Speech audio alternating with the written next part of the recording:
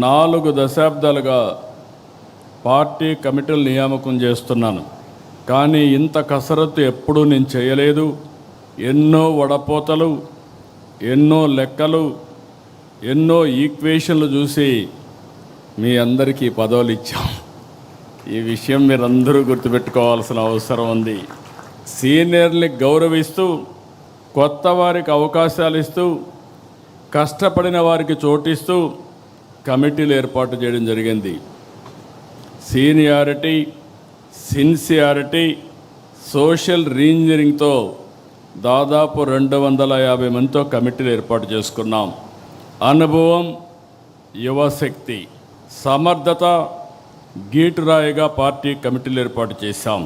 Party పదవులు చేపట్టిన మీ అందరికీ మనస్ఫూర్తిగా మరొక్కసారి కంగ్రాచులేషన్స్, ఆల్ ది బెస్ట్. కొత్త టీంతో పార్టీకి కొత్త ఎనర్జీ రావాలి, కొత్త దిశ రావాలి. కార్యకర్తే అధినేత అనేది కేవలం స్లోగన్ కాదు, ఇది మన సిద్ధాంతం. ఆచరణలో చేసి చూపించాం. ఈరోజు వేదిక పైన చూస్తే ఒక మండల పార్టీ అధ్యక్షురాలని, ఒక క్లస్టర్ ఇన్ఛార్జిని పాలిట్ బ్యూరో మెంబర్గా చేయగలిగాం.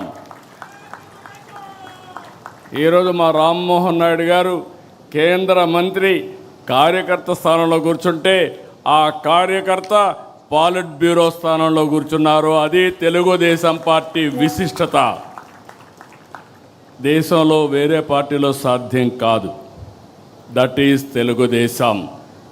ఏదైతే చెప్పామో దాన్ని నిరూపించుకుంటున్నాం.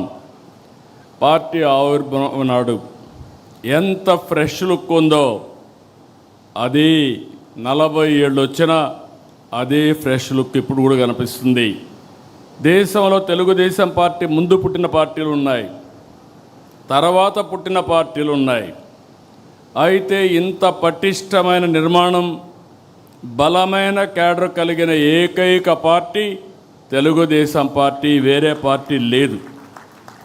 భూగర్భ జలాలు పెంచాం, సాగులో సాంకేతికత తీసుకొచ్చాం, పోర్ట్లు, ఎయిర్పోర్ట్లు, హైవేలు పూర్తి చేసుకుంటున్నాం.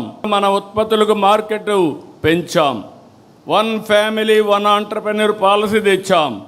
ఏఐ టెక్నాలజీ కంపెనీలు తీసుకొస్తున్నాం. భవిష్యత్తులో విశాఖపట్నం మీరు గుర్తుపెట్టుకోవాలి, ఏఐ హబ్గా విశాఖపట్నం ఏఐ పట్నంగా తయారయ్యే పరిస్థితి వస్తుంది. విశాఖపట్నం పేరే మారిపోయే పరిస్థితి వస్తుంది. ఒక్క ఓటమితోనే రాజకీయ పార్టీలు చాప జుట్టేస్తున్నాయి, కాలగర్భంలో కలిసిపోతున్నాయి.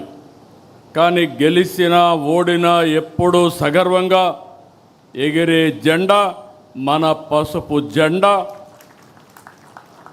44 ఏళ్ళలో అనేక సంక్షోభాలు, సవాళ్లను చూశాం. కానీ మన పసుపు జెండా పౌరుషం మాత్రం ఎప్పుడూ తగ్గలేదు, ఎప్పుడు ఎవ్వరూ తగ్గించలేరు. తెలుగుదేశం పార్టీ కార్యకర్తలు ఎప్పుడూ మీసం మెలేసే నిలబడతాడు తప్ప ఎవ్వడికి భయపడడు, తల వంచడు. 4 దశాబ్దాల మన ప్రస్థానం అద్భుతంగా సాగింది. తెలుగుదేశం పార్టీ శాశ్వతం.